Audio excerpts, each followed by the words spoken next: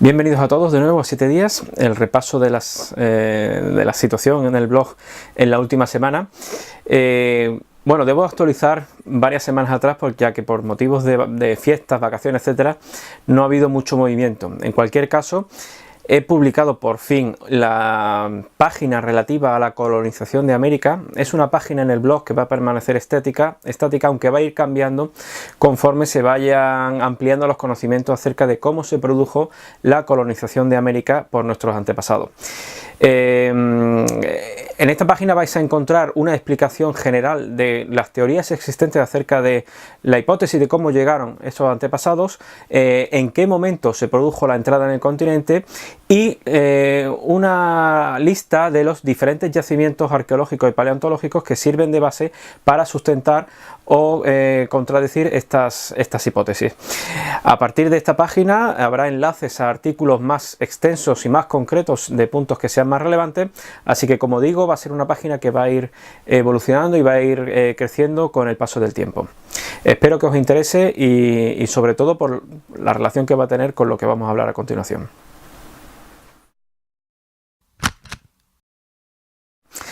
Bueno, y la noticia científica de la semana tiene mucho que ver con lo que comentaba antes, con el tema de la colonización de América, porque se ha publicado una carta, una lecture, en la revista Nature, acerca de un hallazgo que ha despertado mucho interés y mucho revuelo. Se trata de unos huesos de mastodonte en la costa oeste norteamericana, en San Diego, en California, datados en 130.000 años de antigüedad, con un margen de error de 10.000 años. Este dato es muy importante, 130.000 años de antigüedad. Hemos de saber que los huesos de mastodonte en Norteamérica son muy comunes y también que estos huesos se han asociado a herramientas de piedra, demostrando que nuestros antepasados se alimentaban con este tipo de carne. Sin embargo, el problema está, o lo llamativo, está en la antigüedad. Si volvéis a la página de la colonización América de este blog, veréis que el consenso científico sitúa la entrada de los antepasados en este continente entre los 24 y los 15.000 años de antigüedad. Por lo tanto, estamos adelantando más de 100.000 años la llegada de antepasados nuestros a América del Norte. Esto evidentemente ha causado una tremenda conmoción en la comunidad científica. El artículo lo que hace, y además ha estado más de un año en revisión por parte de la revista, hace una serie de afirmaciones y, bajo mi punto de vista, algunas de ellas son excesivas para los datos que aportan. Veamos, por tanto, cuáles son los datos, cuál es la información concreta que aportan en este trabajo. Bueno, como decía, se han descubierto unos huesos de mastodonte, se han descubierto unas marcas, unas fracturas, unas roturas en estos huesos que los arqueólogos han atribuido directamente al empleo de herramientas. También en el mismo yacimiento y junto a estos huesos se han encontrado una serie de bloques de piedra, cantos rodados, unos redondeados, los que tienen forma de martillo, y otros, unas piedras planas un poco más grandes, que actuarían como yunques, es decir, como base sobre la que apoyar, en este caso los huesos, para golpearlos y romperlos. Por lo tanto, tenemos huesos con fracturas y unas posibles herramientas de piedra. Claro, cuando uno encuentra en un yacimiento este tipo de elementos, lo primero que tiene que hacer es, en cuanto a los huesos, descartar que esas marcas se hayan producido de forma natural en el proceso de fosilización. Hemos de saber que el descubrimiento se produjo en el año 1992 a raíz de unas obras que se estaban realizando en la zona, por lo tanto, con maquinaria pesada. Lo que muchos críticos han apuntado es que las marcas que tienen estos huesos bien pudieran haberse producido por esta maquinaria pesada que estaba trabajando en la zona. Los investigadores, para corroborar o rebatir esta afirmación, lo que hicieron es tomaron huesos de elefante, fabricaron herramientas similares a las que había en el yacimiento y los golpearon como aparentemente hicieron nuestros antepasados. Las marcas que presentaron esos huesos, comparadas con las encontradas en el yacimiento, ellos afirman que son idénticas. Además, hicieron otra cosa. Buscaron huesos de mastodonte de una antigüedad normal, digámoslo así, de unos 14.000 años, vieron las marcas que tenían estos huesos confirmadas por la intervención humana, y una vez comparadas demostraron o afirman que son iguales. Por lo tanto, podemos decir que los investigadores han hecho el trabajo de intentar descartar cualquier tipo de rotura en los huesos producida de forma natural, es decir, no intencionada por el hombre. ¿Y qué es lo siguiente que tenemos que hacer? Pues ver si las herramientas, las piedras que se encuentran al lado de los huesos, podemos considerarlas verdaderas herramientas o no. Y este es un punto bastante complicado. Es bastante complicado puesto que se trata de herramientas muy rudimentarias. No son las típicas puntas de lanza que son muy habituales en Norteamérica, no son los bifaces a los que estamos acostumbrados, es decir, esas herramientas que son golpeadas por otras piedras para producir y provocar bordes afilados con los cuales cortar, sino que estamos ante unas simples cantos redondeados que bien pudieron utilizarse para percutir, para golpear. La crítica fundamental a este punto es que esas mismas piedras se pueden producir bien fácil de forma natural. Corrientes de agua y otro tipo de fenómenos atmosféricos producen abrasiones en la roca que las llevan a tener esta forma. Por lo tanto, habría que distinguir muy claramente si esas herramientas son reales herramientas, es decir, piedras modificadas intencionalmente por nuestros antepasados o no. Y como digo, aquí, bajo mi punto de vista, está el punto más débil de toda la argumentación. Cuando unimos todo el conjunto, huesos aparentemente fracturados para extraer la médula o el tuétano y rocas aparentemente utilizadas para golpear esos huesos, nos preguntamos, ¿los huesos no presentan marcas de corte? ¿Cómo es posible? Si estamos partiendo de la base de que nuestros antepasados utilizaron esos huesos para alimentarse, ¿cómo llegaron hasta el hueso? Es decir, ¿cómo desgarraron la carne sin dejar ninguna marca de corte en esos huesos? Los investigadores también responden a esta cuestión y sostienen que posiblemente nuestros antepasados no cazaron directamente el animal, sino que lo utilizaron como carroña, es decir, cualquier otro animal cazó a este mastodonte, fue devorado por los animales y nuestros antepasados llegaron, retiraron el esqueleto, la carcasa, lo llevaron hasta su campamento, hasta el lugar de habitación, y una vez allí lo utilizaron para extraer el tuétano, como digo.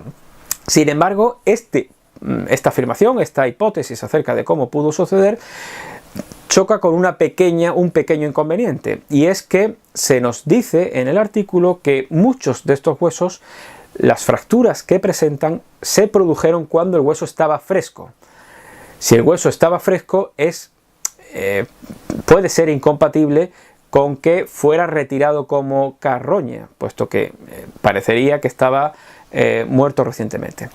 En definitiva, esta serie de pruebas que se aportan son un poco endebles para la conclusión a la que se quiere llegar, que es echar por tierra, hablando claramente, lo que sabemos actualmente acerca de la colonización del continente americano.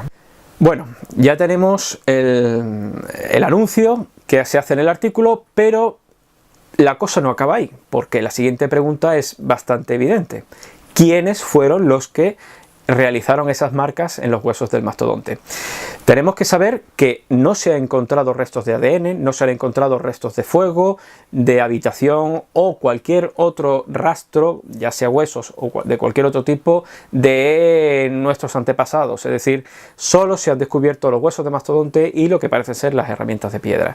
¿Quiénes entonces fueron los que fracturaron estos huesos? Bueno, los investigadores en su trabajo apuntan a o bien neandertales, o bien denisovanos, o Homo erectus tardío.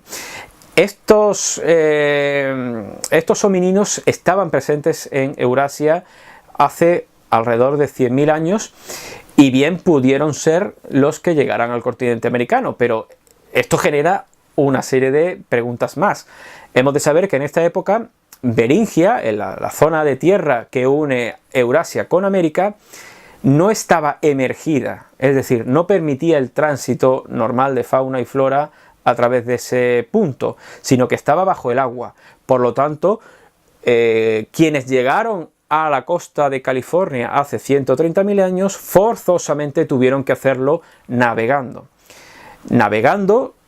Conociendo técnicas para soportar el frío en las latitudes más altas, y esto ya es, bajo mi punto de vista, ir demasiado lejos. Ir demasiado lejos porque ya no solo es que ponga en duda el modelo actual más aceptado acerca de la forma de la llegada de nuestro antepasado a América, sino que pone patas arriba todo lo que sabíamos acerca de cómo se han producido las migraciones alrededor del mundo.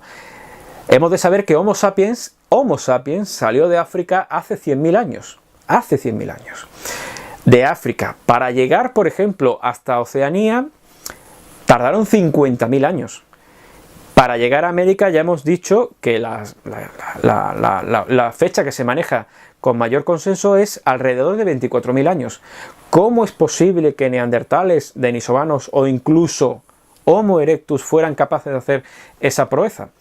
Es una pregunta que a fecha de hoy no tiene respuesta. Y es, insisto, bajo mi punto de vista, ir demasiado lejos, sobre todo si tenemos en cuenta las pruebas bastante débiles en las que se apoya esa afirmación.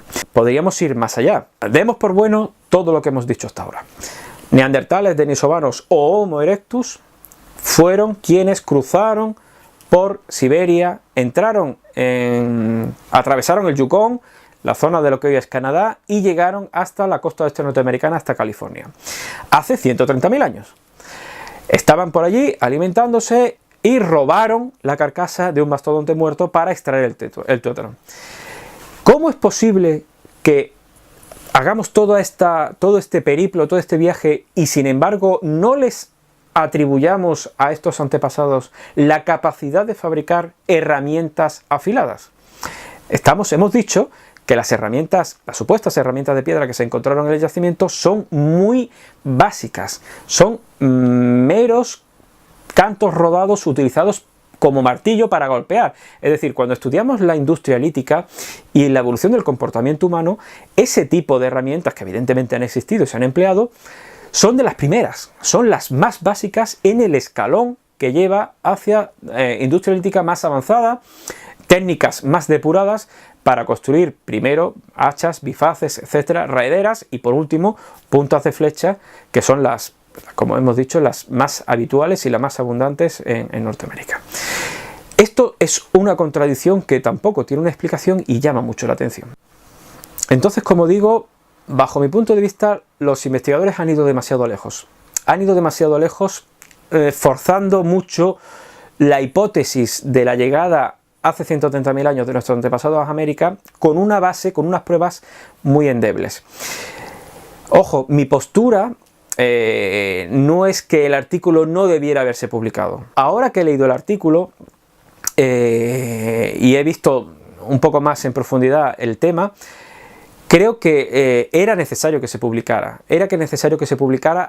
Pero, como digo, sin la coletilla final. Y os explico por qué.